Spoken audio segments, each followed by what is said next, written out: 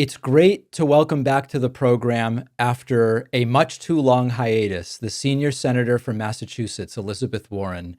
Senator, it's so good to have you on. And I want to talk about CFPB. I want to talk about Doge, but I thought maybe we would start more 40,000 foot.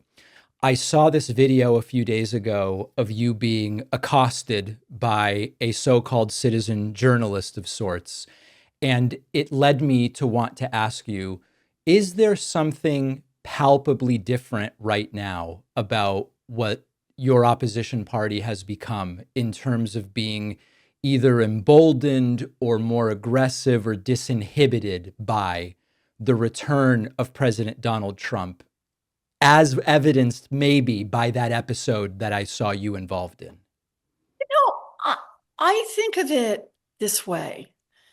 The threat that Donald Trump and his co-president Elon Musk pose right now to our democracy, but also just day to day to day, what it's going to cost you to live, what kind of risks you're going to run when you take a drink of water or when you use your credit card.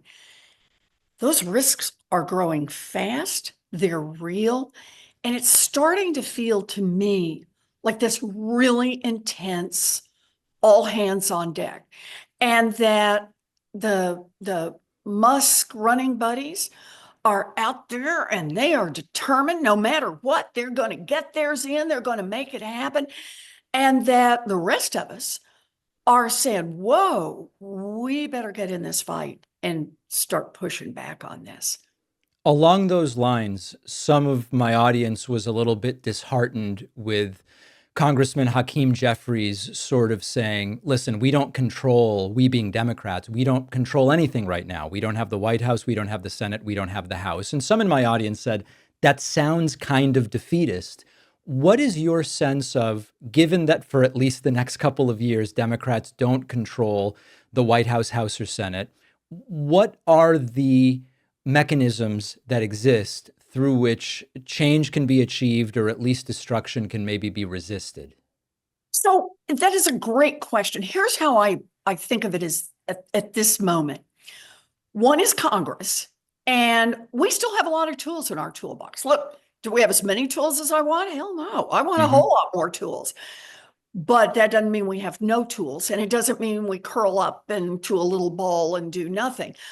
We've still got all of our oversight tools. Man, I'm out there, I'm writing letters, I'm demanding answers to stuff. I want to see the data. At least you push back. And look, I think of it this way in the Senate. We've watched them with these nominees that come through. Pete Hegseth, a person credibly accused of sexual assault, somebody falling down drunk on work events, and a guy who doesn't think that women ought to be in the military, or if they are, they should be confined to cooking. He actually said that in his book. Um, he still got through. He got the votes. The Republicans voted for him, but you know what?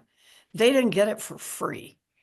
Man, we stayed in there. We asked the questions. We stayed after this guy. We talked about it until it is now clear. And there's a scrutiny on him and what he does that otherwise wouldn't have been there.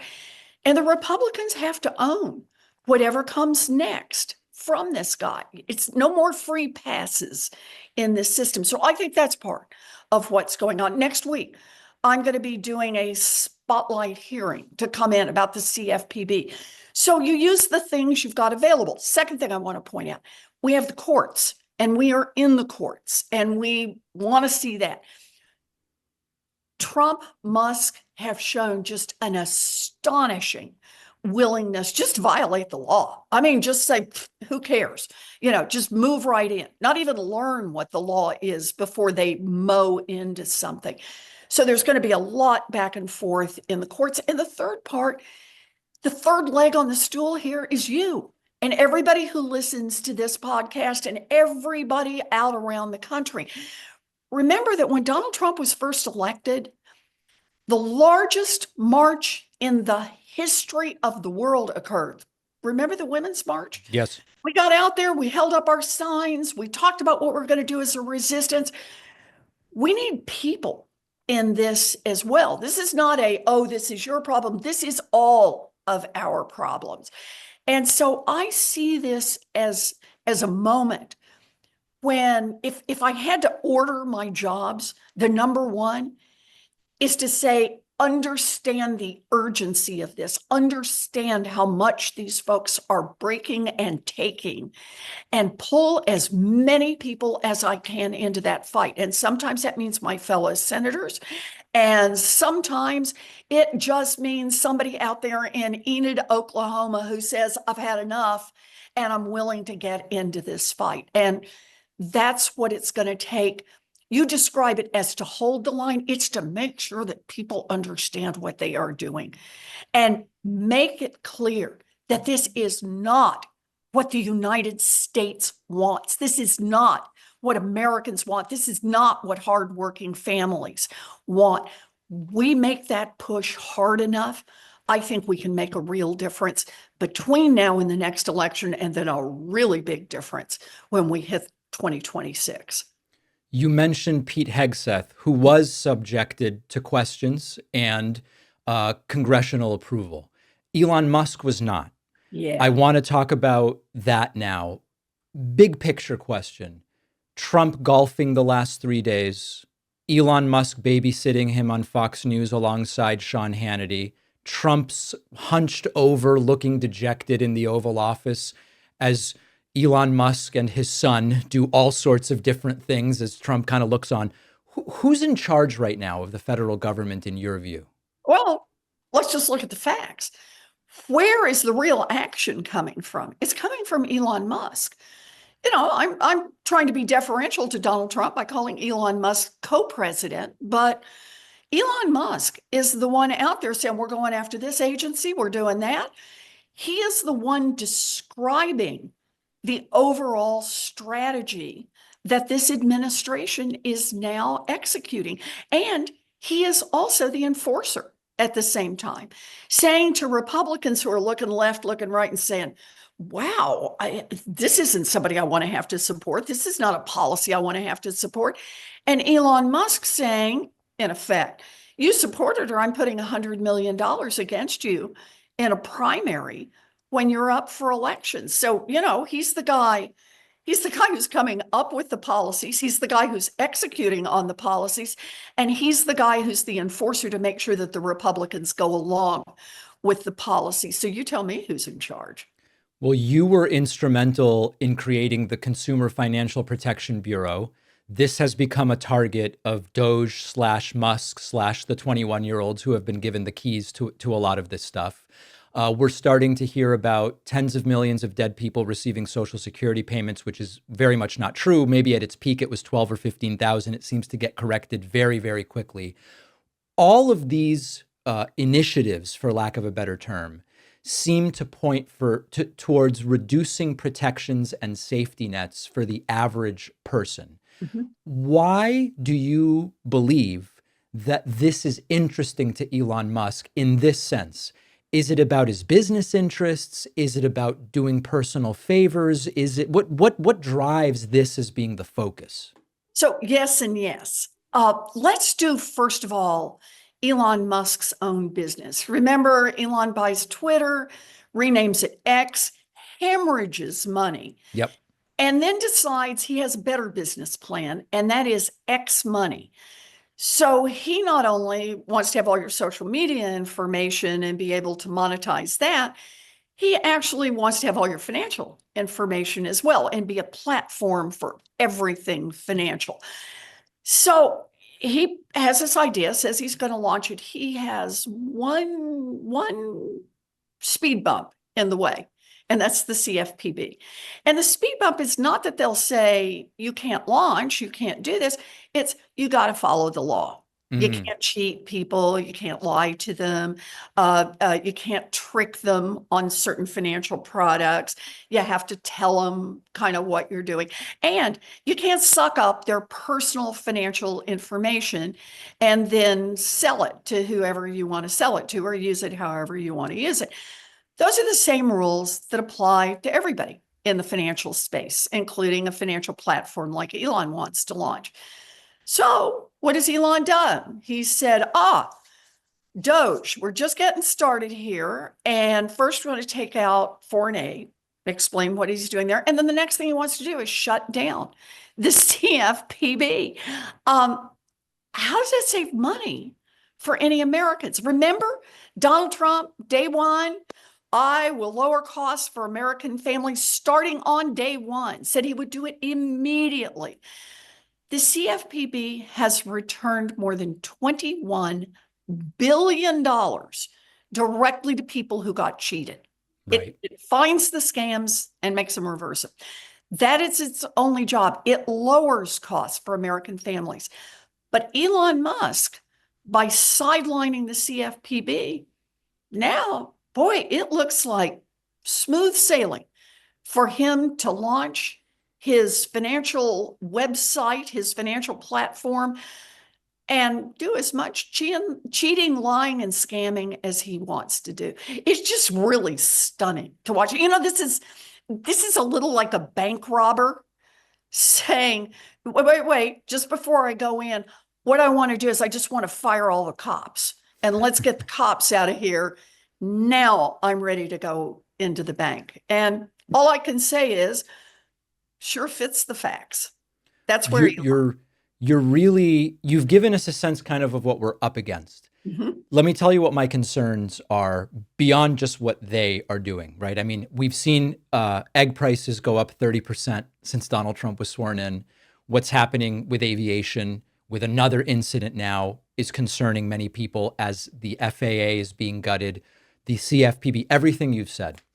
On the other hand, I can't honestly say that I feel as though the Democratic Party is well positioned to take advantage of all of this. And by take advantage, I mean really make the average person understand this is why things are happening. I'll give you an example from the Obama era. After Obamacare, of course, states had the option of the Medicaid expansion. Some states, disproportionately Republican governor-run states, opted not to do it. Mm-hmm. So when the average person in one of those states said, there's this thing Obamacare, but I don't have health care, I blame Obama, you knew and I knew it was the choice of that Republican governor that was really responsible. But it didn't really get through to so many people. And so my concern, especially given what I would call the sort of mishaps of the Harris campaign and what I think was a winnable election, do you see any kind of change happening with regard to the Democratic Party and really figuring out, I think we're right on the facts in so many cases, but making people understand the connection between what's happening and the people that they voted for? I'm worried it'll be another disaster. Fair enough. But let's remember, first of all, there is one part we've gotten the messaging right on, and that was at the beginning of the Trump administration. Do you remember? He only had one legislative achievement in his 4 years, and that was the $2 trillion tax cut that was mostly sucked up by millionaires, billionaires, and giant corporations. We hammered that tax cut enough that it drove Trump to his lowest approval ratings in his entire 4-year presidency. The only time they were that low again was January 6th. And it became the jet fuel that kept us going into the 2018 election. And remember, blue wave and a 2020 victory so that we had the House, the Senate, and the White House. Watch where we are right now. The one message that Democrats are coalescing around is billionaires win, families lose. And it's a tax fight. That we understand that everything the Republicans are doing, you and I have had a good conversation about CFPB and what Elon Musk is over here doing, but what's happening here in the United States Senate literally today is the Republicans are working on their strategy to try to figure out how to cut taxes the most for millionaires and billionaires, and then force people to pay for it with Medicaid cuts, which means your grandma in the nursing home can't afford to stay there and has to come and live in your extra bedroom. It means that the kid with disabilities who needs an aid to be able to stay in public school, loses the aid and has no way to stay in school. Those are the cuts they want to make so they can fund tax cuts for billionaires. That is the core of what the Republicans are trying to do, and that is the core of what we are going to keep driving. I believe we are going to drive that very effectively. Is it everything that's wrong? No, it's Mm. not. There's a whole lot more that's wrong. But we drive that core message, and that makes it clear across the board. Donald Trump was always just out for the billionaires. Elon Musk is just a guy who's come in, seen an opportunity to run another con, and he's running a con to help himself and his fellow billionaires.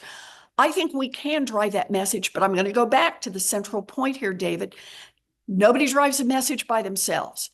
I'll say it till I'm blue in the face. I'll even try to get every single Democrat in the House and in the Senate to say it. But at the end of the day, it's going to take all of us on board on this one. And this one is not hard. Republicans are doing the hard labor right now, thinking if they move early, they can put in tax cuts for billionaires and they can make everybody else pay for it. And our job is to say, no, no, no, we will not let that happen. Senator, I know you've got to run. I want to ask you one last thing. In the 2024 election, I saw the data about crime and immigration, and I was not convinced that there was a crisis nor a crime epidemic. But it doesn't matter what I thought, because enough voters believed that there was a problem, and they didn't feel they got what they wanted from Kamala Harris.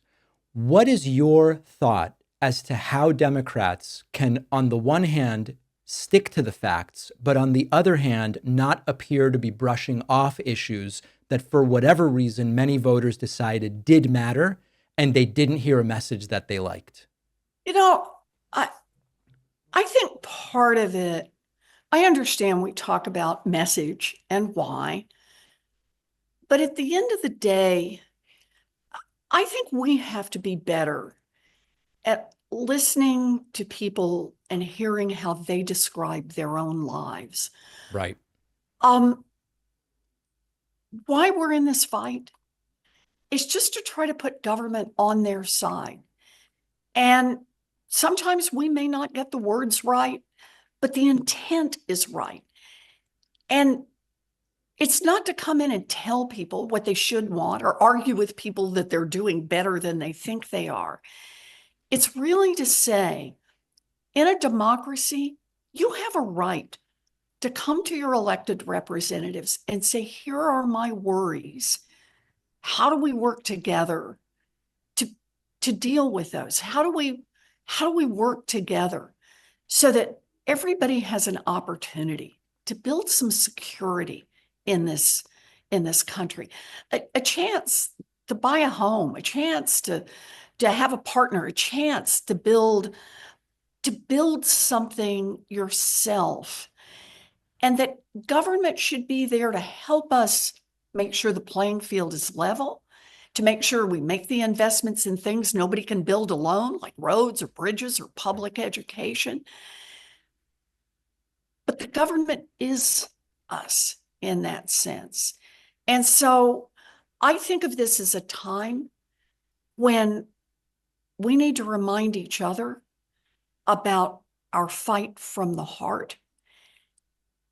I want to hear what people are saying they worry most about and how we can work together to fix that. But here's the part I'm damn sure about, and that is making life work better for billionaires should not be the job of our country.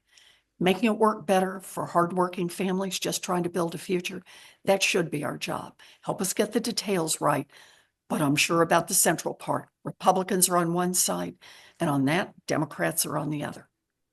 Senator Elizabeth Warren, thank you so much for your time. Really great having you on today. It's so good to see you, David. You You too. take Thank you. care.